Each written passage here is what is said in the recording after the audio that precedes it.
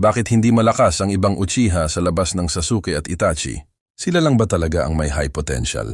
Hindi lahat ng Uchiha ay kasing lakas ni Sasuke, Itachi, Obito at Madara dahil sa ilang pangunahing dahilan.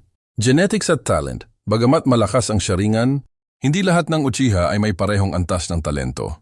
Sina Itachi, Sasuke, Obito at Madara ay may exceptional na skill at mabilis na pag-unlad sa kanilang kakayahan.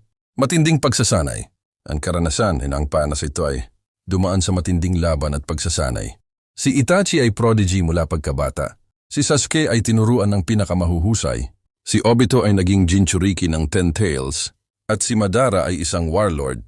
Emotional na trigger. Ang Uchiha ay lumalakas kapag may matinding emosyonal na trauma. Sina Itachi at Sasuke ay naapektuhan ng clan massacre.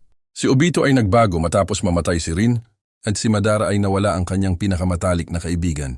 Access sa malalakas na jutsu, ang ilan sa kanila, ay nagkaroon ng Mangekyo, Sharingan at Eternal Mangekyo Sharingan, pati na rin ang access sa Rinnegan na nagpalakas palalo sa kanila.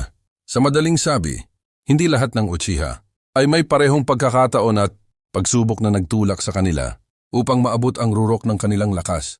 Like and follow for more.